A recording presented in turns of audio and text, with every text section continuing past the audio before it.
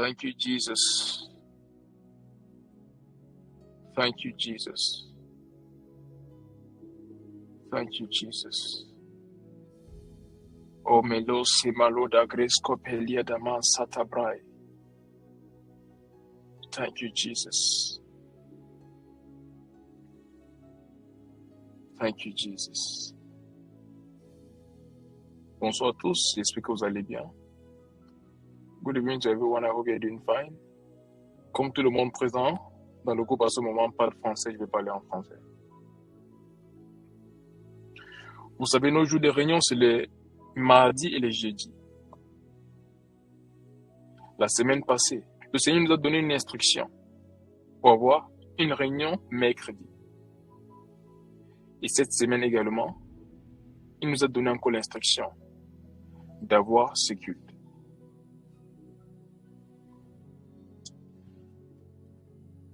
Lorsque le Seigneur commence à faire certaines choses,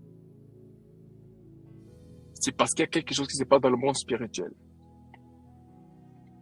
Il veut attirer notre attention sur quelque chose. Il veut faire quelque chose dans nos vies. Alors les réunions spéciales comme celle-ci sont des réunions à ne pas manquer. C'est juste désolant que plusieurs ne sont pas là. Mais peu importe, on va progresser et on va libérer le message que le Seigneur a donné en ce moment. Les mots derniers jours, ce n'est pas tous les enfants de Dieu qui vont entrer. C'est ceux qui sont prêts. Et être prêt, c'est être disponible quand Dieu a besoin de toi. C'est ça, être prêt. Être au bon endroit, au bon moment, en train de faire la bonne chose. Il y a une ou deux personnes qui se sont excusées, qui ne pouvaient pas être là à l'heure, mais qui vont se connecter après. Chacun sait ce qu'il fait. Le message d'aujourd'hui, c'est un message qui va faire beaucoup de choses. C'est un message qui va attirer notre attention à des choses les plus importantes de notre vie et surtout de notre marche avec Christ. Nous sommes dans une génération où, en tant qu'enfants de Dieu, on est beaucoup plus basé sur ce que Dieu donne et ce que Dieu peut faire avec nous. On est beaucoup plus basé sur le physique, ce qui est visible. Même comme la Bible dit, quand nous ne regardons pas ce qui est visible, mais à ce qui est invisible. Car ce qui est visible est temporaire. À chaque fois qu'une chose est visible, tu dois savoir qu'elle est là pour un temps. Les choses qui durent jamais sont des choses invisibles, des choses surnaturelles, des choses éternelles. Mais même l'évangile de nos jours se focalise sur le visible. Sur ce qui est matériel, sur ce qui est physique, ce qu'on peut toucher, ce qu'on peut voir. Et on oublie ce qui est éternel. Peu importe ce que Dieu te donne, et peu importe ce que Dieu fait avec toi, si tu rates le ciel, tu as tout perdu. La Bible dit, à quoi ça sert de gagner le monde si à la fin, tu perds ton âme? Aujourd'hui, j'aimerais attirer notre attention sur le fait que parce que Dieu nous utilise, parce que Dieu nous bénit, parce que les choses s'améliorent dans nos vies depuis notre rencontre avec Jésus-Christ, ça ne veut pas forcément dire nous sommes en bonne voie par rapport à la fin. Ça ne veut pas forcément dire nous sommes en train de faire la bonne chose. Ça ne veut pas forcément dire qu'en ces derniers jours-là, Dieu va dire, entre dans mon repos, fidèle serviteur. Et des messages pareils peuvent créer deux choses chez une personne. Soit la foi, qui va l'amener à poser des actes qui démontrent sa foi, parce que la Bible dit la foi sans les actes est morte. Soit la peur, qui va l'amener à continuer dans ce qu'elle fait, ou qui va l'amener à dire non, ça ce n'est pas un message de Dieu. Normalement, Dieu ne doit pas nous dire ça. Il doit juste nous dire tout va bien, je vous aime, je vous bénis. Ça c'est faux. Donc il y a deux types de personnes qui reçoivent ce genre de messages et elles réagissent de manière différente. Il y a ceux qui comprennent que voici Dieu qui m'appelle à arranger ma vie selon sa parole. Voici Dieu qui m'appelle à faire les choses selon sa volonté parfaite. Et une autre personne va dire non, non, non, non, non, non. Dieu est amour, il ne peut pas dire ça. Non, moi je préfère faire les choses comme moi je veux. Faisons attention, la Bible est claire là-dessus. Être enfant de Dieu, c'est bien.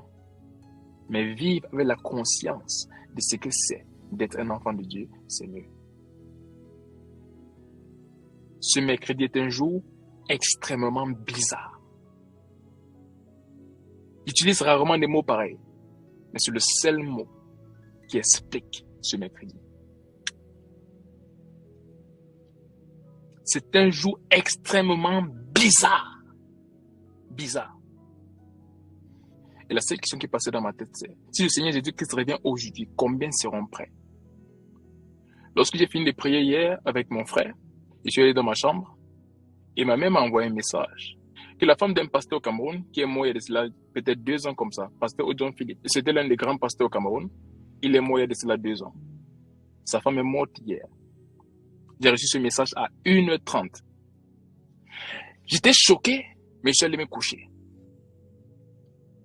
Et je me réveille ce matin et je vois partout sur WhatsApp, on poste les photos du pasteur Marcelo et de sa femme, Maman Blanche.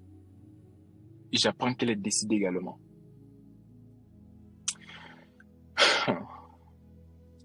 Et dans ce moment-là, je me posais une seule question. Voici des personnes qui servaient Dieu pleinement. Voici des personnes entièrement consacrées à Dieu. Voici des personnes à qui Dieu a confié des foules. Dieu a confié plusieurs enfants spirituels. Voici des personnes qui jouent des rôles clés dans le plan de Dieu. Voici des personnes qui ont des enfants sur qui elles doivent veiller. Et le Seigneur se lève un jour et les reprend. Sans prévenir la personne qui va te prendre demain. Sans prévenir le mari et l'église qu'on va prendre votre femme ou votre épouse demain. On va prendre votre maman demain. Il n'a prévenu personne. Et elle est partie. Si Dieu devait te prendre aujourd'hui, est-ce que tu seras prêt? On peut dire on est jeune. Mais il y a des plus jeunes que nous qui meurent tous les jours. Même des enfants de Dieu. Même des serviteurs de Dieu. Si le Seigneur devait te prendre aujourd'hui, est-ce que tu seras prêt? C'est vrai, il t'a donné le travail que tu voulais. Mais s'il veut te prendre aujourd'hui, est-ce que tu seras prêt à partir? Il t'a donné le mari que tu voulais. Il t'a donné les finances que tu voulais. Cette maladie est partie, oui. Mais si le Seigneur revient aujourd'hui, et s'il te prend aujourd'hui, si le Seigneur te prend aujourd'hui, est-ce que tu seras prêt? La plupart des fois, on est satisfait. Lorsque nous sommes bénis par Dieu, tellement satisfait qu'on oublie qu'il y a une autre vie après. Qu'on oublie qu'on doit vivre avec la conscience de ce qui nous attend après. Parfois, on est tellement occupé à faire des choses pour Dieu qu'on oublie de vivre pour Dieu. Qu'on oublie de passer du temps avec Dieu. Qu'on oublie de veiller à ce que nous soyons toujours en bon terme avec Dieu. Parce que le fait que tout va bien ne veut pas forcément dire tout va bien en haut. Peut-être ici, tu es en train de prospérer, mais est-ce que là-bas en haut, tu prospères? La Bible dit que c'est sa volonté que nous prospérons à tous égards et que nous soyons en bonne santé, comme prospère l'état de notre âme. Combien de personnes se questionnent par rapport à la prospérité de leur âme? À chaque fois qu'une personne meurt, la première question que je me pose, c'est où est-ce qu'elle est présentement? On voit peut-être son corps et on pleure, mais où est-ce qu'elle est? Où est-ce qu'elle se trouve maintenant? C'est l'une des raisons qui m'a poussé à prêcher l'évangile aussitôt. Une amie très proche à l'école, qui était même comme une petite sœur pour moi. Un jour, elle m'a écrit, elle m'a envoyé un message. Elle m'a dit, invite-moi pour venir regarder l'un de tes matchs. Et le Seigneur m'avait dit, prêche à cette fille. Et un jour, j'ai commencé à lui parler de Dieu. J'ai parlé, mais elle était catholique. Elle m'expliquait beaucoup de choses. J'ai pas voulu rentrer dans un débat. J'ai dit, ok, c'est pas grave. Mais je suis allé prier, j'ai dit, Seigneur, prends le contrôle. Et un jour, elle m'envoie un message. Elle me dit, invite-moi pour venir regarder l'un de tes matchs. Ça, c'était un signe que Dieu me donnait, que tu n'as pas fini ton travail. Et je lui ai juste dit, ok, je vais le faire. Après, j'ai voyagé pour l'Europe.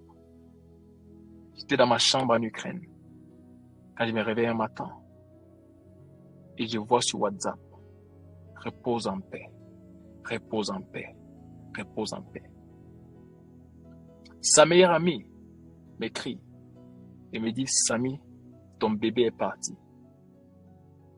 Je suis tombé au sol, devant les gens, et j'ai pleuré de façon inconsolable.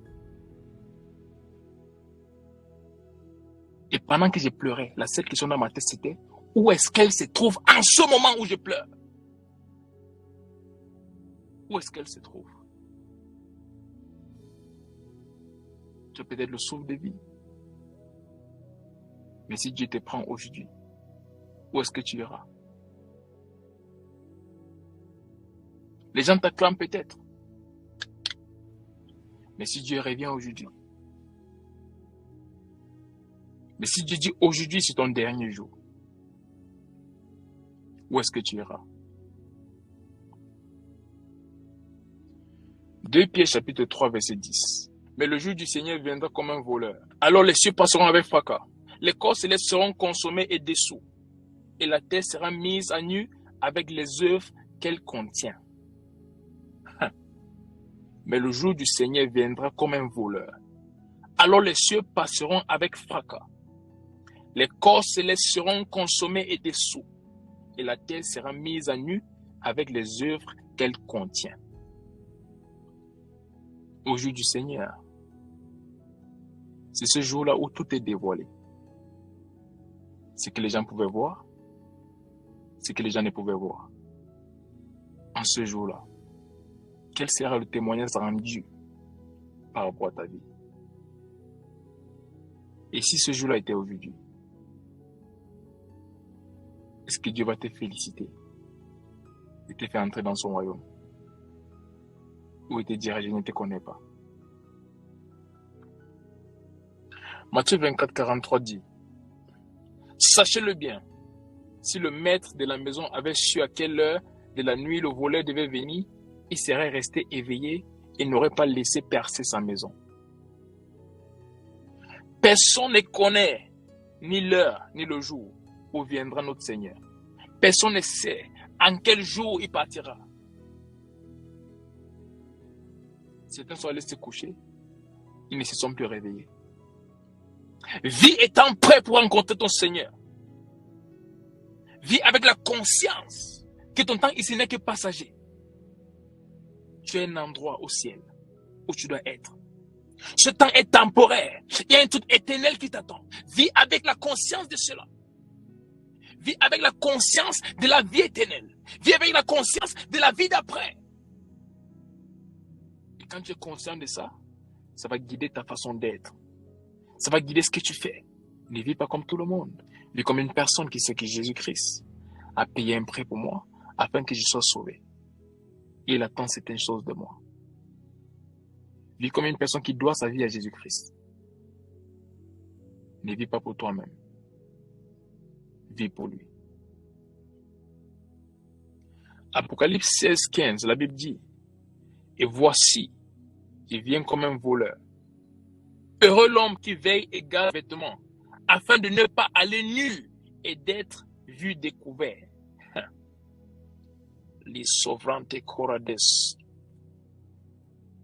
Voici, je viens comme un voleur. Heureux l'homme qui veille et garde ses vêtements. L'homme doit veiller et c'est encore lui qui doit garder ses vêtements afin de ne pas aller nu et d'être vu découvert. C'est ton rôle de veiller et c'est ton rôle de te vertir. Veiller dans la prière et te vertir avec la parole de Dieu. Pas juste la lire, la pratiquer. Pas juste prier, mais prier selon l'Esprit de Dieu. La Bible parle de la fin. D'autres personnes pouvaient penser que la fin, c'est après. Pour nous, la fin, c'est nous. La fin, c'est maintenant. Il n'y a pas de fin après celle-ci. C'est la fin. Pour celui qui ne croit pas encore que c'est la fin du monde, il annonce c'est la fin. C'est en cette génération que tout ce dont la Bible parle dans le livre d'Apocalypse va s'accomplir. C'est dans la nôtre.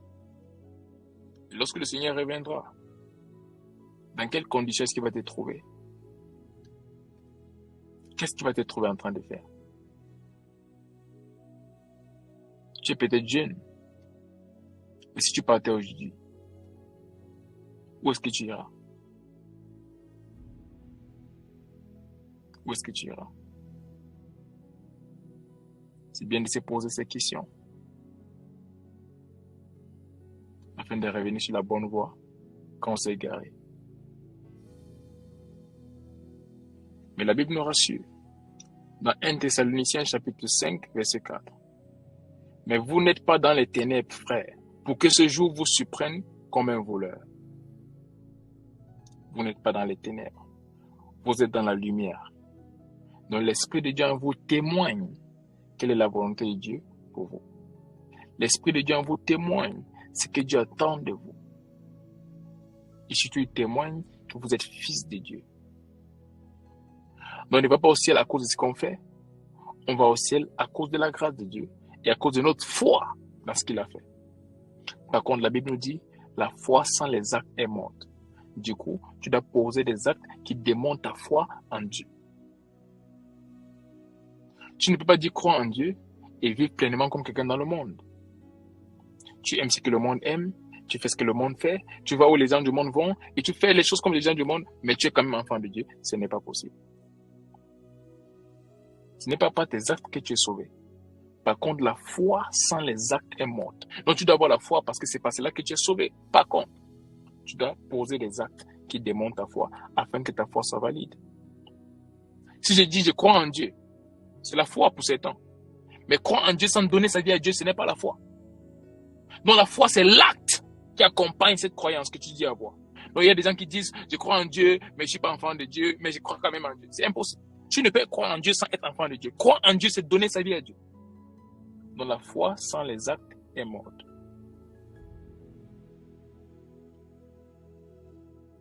On va s'arrêter là pour ce soir. Demandons la grâce. Que le Seigneur continue à nous parler. Demandons la grâce de vivre pour lui jusqu'à la fin. La Bible parle de plusieurs qui ont bien commencé la course, mais à la fin, ils se sont fatigués. Ils ont pris une autre voie. Je prie que cela ne soit pas ton cas, ni mon cas au nom puissant de Jésus-Christ. Que la même Bible nous dit, celui qui a commencé cette œuvre en nous est capable de l'achever. Donc Dieu en est capable. Mais tu dois poser des actes qui démontrent ta foi en sa capacité de t'amener à achever la course. Vivons pour Dieu, les amis. Vivons pour Dieu. Il n'y a rien de plus à faire en cette saison. Vivons pleinement pour Dieu. Il n'y a rien d'autre à faire en cette saison. Ne laissons aucune distraction nous éloigner de Dieu. Vivons pour Dieu. Que Dieu vous bénisse. Et on se voit demain pour la prochaine réunion.